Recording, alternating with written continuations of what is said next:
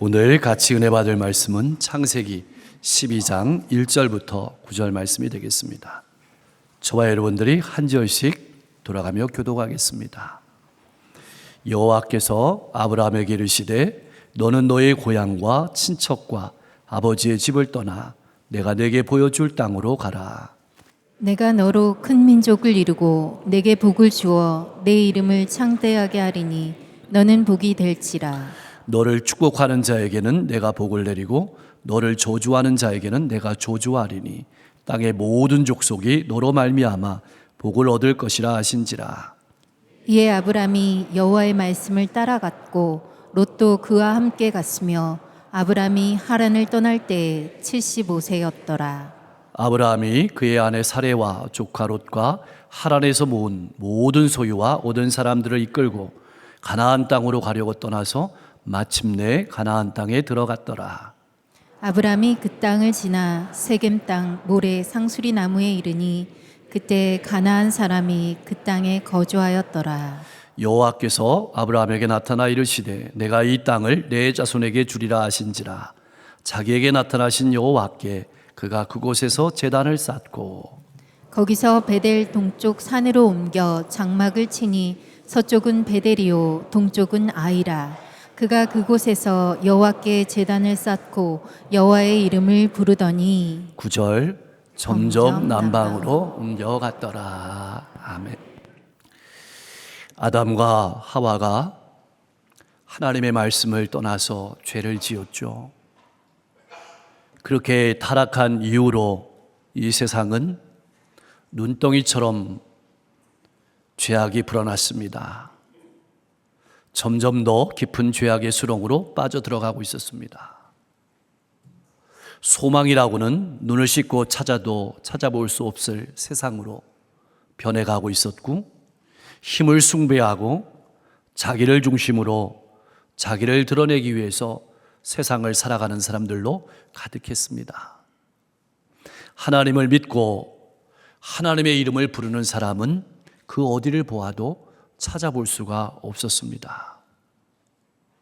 그렇게 인간은 죄악의 구렁텅이로 깊숙이 빠져들어갔고 자신의 힘으로는 도저히 이 수렁에서 헤어나올 수 없었습니다. 그러나 이러한 인간의 타락에도 불구하고 인간을 포기하지 않으시고 인간들을 위한 구원의 계획을 하나님께서 준비하셨습니다. 바로 이스라엘을 통해서 온 인류를 구원하고 하나님 나라를 세우고자 계획하십니다. 이 계획을 위해서 하나님께서는 아브라함을 찾아오셔서 아브라함을 부르십니다.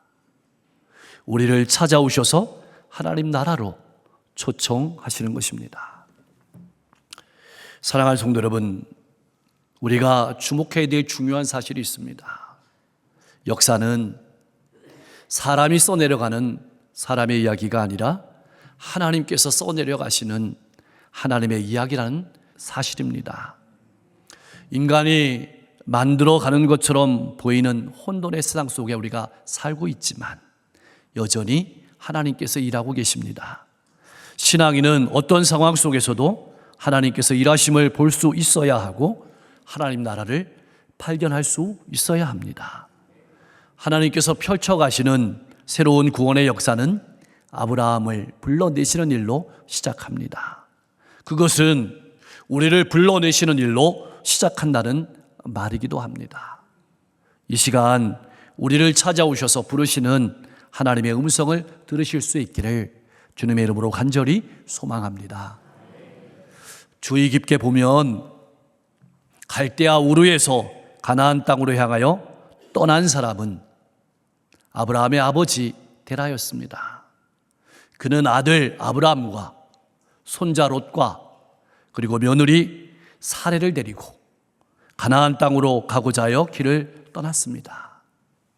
그렇게 길을 가는 도중에 하란에 머물렀고 거기에 정착해서 살았습니다. 그리고 그곳에서 마지막까지 살다가 생을 마감했습니다. 왜 그곳에 정착했을까요? 왜 가나안 땅을 목표로 정했다가 중도에 포기하고 도중에서 삶을 마감했을까요? 성경은 자세히 말해주지 않습니다. 분명한 것은 하란은 교통의 요충지였고 살기 좋고 번성하기 좋은 곳이었습니다. 무엇보다 중요한 것은 그들의 안전을 담보할 수 있는 마지막 땅이기도 했습니다. 어쩌면 죽은 아들의 이름과 같은 하란이란 도시는 데라의 마음을 강하게 붙들었을지도 모릅니다. 번성할 수 있고 안전하고 아들까지 생각나는 곳을 떠날 수 없었을 것입니다. 결국 아브라함의 아버지 데라는 처음에는 결단하고 떠났지만 가는 도중에 하란에 머물며 사람을 높이고 사람을 다스리는 하란의 백성으로 인생을 마감하고 말았습니다. 그렇게 하란에서 정착해 얼마나 살았을까요? 아직 아브라함의 아버지 데라가 살아있을 때 하나님께서 아브라함을 찾아오셨습니다. 찾아오신 하나님께서 이렇게 명령하십니다. 너는 너의 고향과 친척과 아버지의 집을 떠나서 내가 내게 보여줄 땅으로 가라. 그때 아브라함의 아버지 데라의 나이는 145세였습니다. 늙은 아버지를 놓고 가는 마음이 어땠을까요? 여러분 같으면 어떻게 하시겠습니까? 너는 이라는 말은 그 어느 누구도 아브라함을 대신해서 결단할 수 없다는 뜻입니다. 그 어느 누구도 아브라함을 대신해서 하나님의 말씀을 따를 수 없다는 뜻입니다. 결단은 오로지 아브라함의 몫이라는 뜻입니다. 이것은 우리도 마찬가지입니다. 우리가 믿음의 길을 걸어가면서 다른 성도의 도움을 받을 수 있지만, 교역자들의 도움을 받을 수 있지만 결단은 오직 본인의 몫입니다. 어떻게 하시겠습니까? 말씀을 따라 결단하며 일어서시겠습니까? 하나님께서는 두 가지 명령을 내리십니다. 첫째로는 떠나라는 명령입니다. 어디를 떠나라고 하십니까? 고향과 친척과 아버지의 집을 떠나라고 하십니다. 그런데 이 명령을 혈연을 끊으라는 말로 오해하면 안 됩니다. 이 명령은 한마디로 사람의 보호와 울타리에서 떠나라는 명령입니다.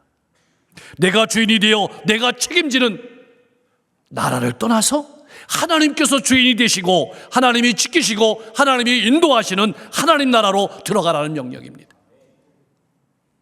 떠난다는 것은 말뚝을 뽑는다는 뜻입니다. 천막에 있는 말뚝을 뽑고 천막을 걷는 것처럼 지금까지 우상의 도시에서 죄악의 간습에 젖어 살던 습관에서 말뚝을 뽑으란 말입니다. 신앙이란 무엇일까요? 세상으로부터 떠나서 하나님의 말씀 하나 붙잡고 하나님의 나라로 향해 가는 여정이 바로 신앙생활입니다. 그리고 한번 말뚝을 뽑았으면 다시는 옛날로 돌아가지 않는 것이 신앙생활입니다. 사랑하는 성도 여러분, 하나님 나라로 들어가기 위해서 내가 뽑아야 될 말뚝은 무엇입니까? 둘째로 하나님의 명령은 가라는 명령입니다. 어디로 가라고 하시는 것일까요? 하나님께서 아브라함에게 보여주실 땅으로 가라는 명령입니다. 아직 목적지가 정해지지 않았습니다. 어디로 가야 할지 모릅니다. 미래가 불명확합니다. 그럼에도 불구하고 하나님께서 이끄시는 대로 순종해서 가는 것이 신앙생활입니다. 아브라함은 어떻게 떠날 수 있었을까요? 역사의 주관자가 하나님이시라는 사실과 하나님의 신실하심을 믿었기 때문입니다. 신앙생활이란 무엇일까요? 인간의 보호와 인간의 성공이라는 영역에서 떠나서 하나님의 말씀을 따라 하나님의 보호와 하나님이 주시는 축복의 영역으로 하나님께서 통치하시는 하나님의 나라로 들어가는 것이 신앙생활입니다. 그렇게 하나님의 말씀을 따라 한 걸음 한 걸음 나아간 순종의 사람들을 통해서 하나님께서는 새로운 역사를 창조하셨고 믿음의 가문을 세워가셨고 하나님 나라를 이 땅에 세워 가시는 것입니다. 그런데 만약 하나님의 명령만 있었다면 어땠을까요? 선뜻 따르지 못했을 것입니다. 이것을 누구보다 잘 아시는 하나님께서는 지금까지 의지하던 모든 것을 포기하고 하나님만을 의지하고 본토 친척 아버지의 집을 떠나게 될 아브라함에게 약속의 말씀을 주십니다. 그것이 2절과 3절의 말씀입니다. 첫 번째, 하나님이 주시는 축복은 땅을 주시겠다고 약속하십니다. 그런데 그 약속은 실현 가능성이 없어 보입니다. 왜냐하면 그 땅에는 이미 막강한 원주민이 살고 있기 때문입니다. 두 번째, 하나님이 주시는 약속의 축복은 큰 민족을 이루겠다고 하십니다. 이것은 실현 가능성이 더 없어 보입니다. 왜냐하면 이미 늦은 나이입니다. 아직까지 자녀 한 명이 없습니다. 너무 나이가 많습니다. 그런데 큰 민족이라니 정말 이루어질까요? 더군다나 큰 민족이란 말은 존귀한 민족이 된다는 뜻도 들어 있습니다. 꿈 같아 보이는 약속입니다. 세 번째로는 계속 복을 주어 창대한 이름을 주시고 다른 사람에게도 복을 주는 축복의 통로가 되게 하시겠다고 약속하십니다. 이것 또한 꿈 같은 얘기입니다. 그러나 분명한 사실은 복을 주신다는 말은 한 번만 주신다는 뜻이 아니고 계속해서 주신다는 뜻입니다. 또 하나는 복을 주시는 분이 누군지 분명하게 말씀하고 있는 것입니다. 그것은 하나님이 주신다는 것입니다. 하나님이 주신다는 말은 결코 취소될 수 없다는 뜻입니다. 어떻습니까? 이렇게 실현 가능성이 전혀 없어 보이고 정말 꿈 같은 이야기지만 우리가 잘 아는 것처럼 아브라함은 하나님의 친구, 하나님의 종, 열국의 아버지라는 영화로운 이름을 얻었습니다. 그리스도의 조상이 되는 복을 받았습니다. 땅의 모든 족속이 너로 말미암아 복을 얻을 것이란 말씀은 아브라함의 후손으로 오시는 예수 그리스도로 말미암아서 천하 만민이 구원을 얻게 된다는 축복을 암시하는 말씀입니다. 사랑하는 성도 여러분, 이 약속은 성경에서 가장 중요한 말씀이기도 합니다. 왜냐하면 성경은 이 약속이 어떻게 성취되는지를 보여주는 말씀이기 때문입니다. 더욱 중요한 것은 이것은 아브라함만을 위한 복이 아니라는 사실입니다. 우리 모두를 위한 복이라는 사실이 가장 중요한 핵심입니다. 가나안 땅은 언제 주셨습니까? 아브라함이 살아있을 때 얻은 땅이라고는 아내가 죽었을 때 아내를 장사하기 위해서 헷 족속에게 산 막벨라 굴이 전부였습니다. 그러나 시간이 흘러서 아브라함의 후손으로 탄생한 이스라엘 민족은 가나안 땅을 정복했습니다. 하나님께서 약속을 지키신 것입니다. 이집트를 나올 때는 장정만 60만 명이 되었습니다. 하늘의 별과 같이 큰 민족을 이룬 것입니다. 그리고 아브라함의 후손으로 오신 예수 그리스도로 말미암아 천하 만민이 구원을 얻게 되므로 하나님의 말씀이 성취가 되었습니다. 그렇다면 하나님의 백성은 어떤 사람이 되어야 할까요? 아무리 눈앞의 미래가 불투명하고 때로는 내 인생 가운데 아무런 해결책이 보이지 않아도 하나님께서 말씀하신 대로 이루어 가실 것을 믿는 사람입니다. 능력이 없다고 걱정하지 마십시오. 환경이 열악하다고 실망하지 마십시오. 하나님께서는 우리의 능력을 통해서 일하시는 것이 아닙니다. 우리를 믿음의 사람으로 만들어 가시면서 하나님의 은혜와 사랑을 우리에게 부어주시고 하나님의 지혜와 명철을 우리에게 주셔서 하나님이 이루어 가십니다.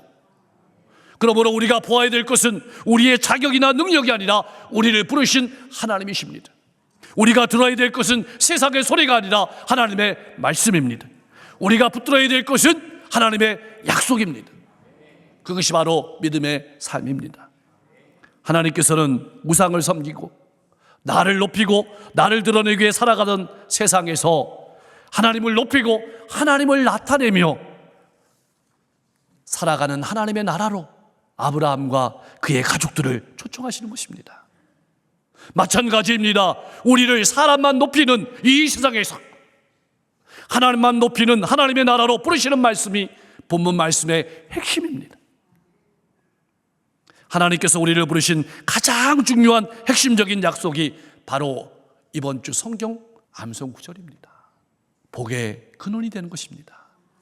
축복의 통로가 되는 것입니다. 오늘 이 시대를 살아가는 신앙인들의 가장 큰 아픔 중에 하나가 무엇일까요? 내가 어떤 존재인지, 내가 어떤 존재로 부름을 받았는지 잊어버리고 살아가는 것입니다. 그래서 복을 받는 것만 강조합니다. 나만 강조합니다. 이것이 바로 죄악된 세상의 특징이기도 합니다. 하나님께서 우리를 불러내셔서 복을 주시는 것은 복을 받는 것이 목적이 아닙니다. 복의 통로가 되는 것이 목적입니다. 다시 말하면 복을 받고 복을 누릴 뿐만 아니라 복을 나누어 주고 복을 흘려보내는 사람이 되라고 우리를 부르신 것입니다. 잊지 마십시오. 나누지 않는 복은 진정한 하나님의 복이 아닙니다. 나만 알고 하나님을 알지 못하고 살아가는 사람들이 하나님을 알고 나아가서는 다른 사람들에게 복을 흘려보내는 사람으로 살아가게 하도록 여러분들을 이 세상 가운데서 하나님의 나라로 부르시는 것입니다. 사랑하는 성도 여러분, 하나님을 믿는 우리는 어떤 사람일까요? 우리가 살아가는 주변 사람들에게 하나님이 주시는 복을 끼치라는 명령을 받은 사람들입니다. 나로 인해서 세상이 조금 더 행복한 장소가 되고 살만 난다는 간증이 우리 주변에서 흘러나와야 합니다. 나는 축복의 통로로 하나님 나라를 건강하게 세우며 가정과 일터와 이웃에서 살아가고 있습니까? 사실 아브라함이 하나님의 말씀을 따르는 데는 장애물들이 너무나도 많았습니다. 아무리 생각해봐도 새로운 인생을 시작하기에는 나이가 너무 늦었습니다. 그리고 아무런 연고도 없이 이미 막강한 원주민들이 살고 있는 곳으로 이주한다는 것은 오늘도 어려운 일이 아닙니까? 그러나 하나님의 일을 하는데 나이는 숫자에 불과하다고 성경은 분명하게 증언하고 있습니다. 우리가 잘 아는 이스라엘 민족의 위대한 지도자 모세도 80세에 하나님의 부르심을 받았습니다. 우리가 믿는 하나님은 그런 하나님이십니다. 오늘 우리는 입으로 100세 시대 이야기하고 있습니다. 100세 시대가 말하는 뜻이 무엇일까요? 100살까지 산다는 뜻일까요? 아닙니다. 70살, 80살이 늦은 나이가 절대 아니라는 뜻입니다. 75세의 아브라함은 하나님의 말씀을 따라서 하나님께서 초청하시는 하나님 나라로 들어갔습니다. 그곳에는 하나님께서 아브라함을 기다리고 계셨습니다. 아브라함은 하나님께서 계신 곳으로 들어간 것입니다. 사랑하는 성도 여러분, 우리가 하나님을 믿는다는 것은 무슨 뜻일까요? 단순히 생각만 하고 머리만 끄덕인다는 뜻이 아닙니다. 하나님이 주시는 말씀을 따라서 하나님이 기다리는 세계로 들어가서 하나님과 함께 살아가는 사건이 믿음입니다. 이런 하나님의 나라로 들어가기 위해서 우리는 날마다 결단해야 합니다. 아브라함의 아버지 데라는 결단하지 못했기에 결국 하란 땅에서 자기를 믿고 자기를 높이며 자기를 나타내며 살아가는 사람들이 사는 세상에서 그들과 똑같은 인생을 마감하고 말았습니다. 여러분들은 어떤 삶을 살아가시겠습니까? 아브라함을 가나안 땅에서 맞이하신 하나님께서는 다시 한번 약속을 확인해 주십니다. 무슨 말씀일까요? 분명하단 말씀입니다. 그리고 이제 처음으로 가나안 땅을 보여주십니다. 신실하신 하나님을 만난 아브라함은 처음으로 제단을 쌓고 하나님의 이름을 불렀습니다. 제단을 쌓았다는 말은 하나님의 말씀을 믿는다는 뜻이고 하나님을 섬기는 사람임을 나타낸다는 뜻이고 하나님의 은혜에 감사한다는 뜻이고 수많은 원주민들이 보는 앞에서 나는 하나님을 섬기는 사람임을 그리고 이 땅이 하나님이 통치하시는 하나님의 나라임을 나타낸 것입니다. 나는 가정에서 일터와 이웃에서 제단을 쌓으며 살아가고 있습니까? 그런데 아브라함은 또 말뚝을 뽑았습니다. 베델 동쪽 산으로 옮겨서 장막을 쳤습니다. 거기서 제단을 쌓았습니다. 그리고 또 남방으로 옮겼습니다. 왜 옮겼을까요? 궁금합니다. 성경은 자세하게 기록하고 있지 않습니다. 아마 원주민들의 경계도 있었을 것입니다. 아브라함이 목축업을 하기 때문에 물을 따라서 풀을 따라서 옮겨 다녀야 했을 것입니다. 그러나 가만히 생각해 보면 훗날 이스라엘 백성들이 그렇게 가나안 땅을 정복했듯이 아브라함이 가나안 땅을 정복하고 걸어가던 길은 아니었을까요? 하나님께서는 아브라함으로 가나안 땅에 살게 하셨지만 그 땅에 정착하지 못하도록 인도하신 것입니다. 세상과 구별된 삶을 살도록 하나님의 나라로, 하나님의 말씀의 나라로 아브라함을 부르신 것입니다. 이것이 곧장 우리를 천국으로 데려가지 아니하고 이 땅에 남겨두신 이유이기도 합니다. 그러므로 하나님을 만난 사람들은, 하나님을 만난 성도의 삶은 세상과 구별된 모습으로 살아야 하고, 그러한 구별된 삶을 세상에 나타내므로 하나님이 어떤 분이신지 보여주라고 우리를 이 자리에 불러주신 줄로 믿습니다. 사랑하는 성도 여러분, 이제는 우리가 하나님 앞에 제단을 쌓아야 할 차례입니다. 하나님의 말씀에 순종하며 천국의 가치관을 가지고 이 땅을 하나님의 나라로 바꾸어가야 합니다. 구별된 삶으로 하나님의 영광을 나타내는 그런 인생, 후손들과 사람들에게 진정한 복이 무엇인지 보여주며 살아가는 행복한 신앙인들이 다 될 수 있기를 주님의 이름으로 간절히 축원합니다. 기도하겠습니다. 나를 찾아오셔서 나를 부르시고 나를 통해서 구원의 역사를 써내려 가시는 하나님을 바라보고 살아가는 복된 성도가 되게 하여 주시옵소서. 가는 도중 머무는 신앙이 아니라 말씀을 따라 날마다 결단하며 일어서며 미래를 향해 힘차게 나아가는 성도가 되게 하옵소서. 복을 받을 뿐만 아니라 복을 누리게 하시고 나아가서 복을 나누고 흘려보내는 축복의 통로로 가정과 일터와 이웃과 공동체 가운데 살아가게 하옵소서. 하나님의 말씀에 순종해서 천국의 가치관을 가지고 영생의 가치관을 가지고 하나님 나라를 세우며 살아가게 하시고 진정한 복이 무엇인지 나타내며 살아가는 행복한 성도가 되게 하옵소서. 제1회 어르신 초청 큰 잔치를 은혜 가운데 마칠 수 있도록 인도해 주셨으니 감사합니다. 어르신들 마음속에 하나님의 은혜와 사랑이 가득하게 하시고 예수 그리스도를 나의 구주로 영접하는 복된 계기가 되게 하옵소서. 이를 위해 수고하는 우리 모든 성도님들 앞으로 더욱더 열심히 기도하면서 가정과 일터와 이웃 가운데 수많은 영혼들을 섬기는 복된 계기가 될 수 있도록 역사해 주옵소서. 지구 곳곳에 전쟁이 있습니다. 기근이 있습니다. 재난이 있습니다. 아버지 하나님, 얼석게 평화를 주시고 회복을 주시옵소서. 이 지역과 민족과 세계 열방을 이끌어가는 위정자들에게 하나님을 두려워하는 마음, 또 상생하는 정치를 할 수 있도록 인도해 주시고 미래를 열어가는 정치를 할 수 있도록 축복해 주시옵소서. 교육부 여러 맹사를 열심히 기도하며 헌신적으로 준비하고 있습니다. 기도하고 준비한 모든 것들이 풍성한 열매 맺게 하실 때 다음 세대가 든든히 설 수 있도록 역사해 주옵소서. 강릉과 대한민국 세계열방에 있는 모든 교회들이 이 땅의 구루터기가 되어서 이 땅을 살리고 하나님 나라로 세우고 건강하게 만드는데 귀한 사명 잘 감당할 수 있도록 복 내려 주시옵소서. 육신의 질병을 가지고 마음의 고통을 가지고 인생의 여러 가지 문제를 가지고 나온 성도님들 많이 있습니다. 하나님께서 능력의 손으로 만져주셔서 질병을 깨끗하게 치유하여 주시옵소서. 호흡이 편안하고 마음이 편안하고 인생이 평안하게 하여 주시고 하나님께서 우리에게 건강 주실 때 우리에게 주신 건강 가지고 우리에게 맡겨진 사명 잘 감당하며 걸어갈 수 있도록 역사해 주시며 인생의 여러 가지 문제들이 봄날 눈 녹듯이 녹아지게 하시고 미래가 활짝 열리게 하옵소서. 오늘도 복음을 들고 한 영혼 한 영혼을 사랑하시는 하나님 아버지의 마음을 가지고 나아가시는 선지자님들의 발걸음을 통해서 수많은 영혼들이 주님께 돌아오게 하시고 믿음으로 건강하게 설 수 있도록 복 내려 주시옵소서. 예수 그리스도의 이름으로 간절히 기도하옵나이다.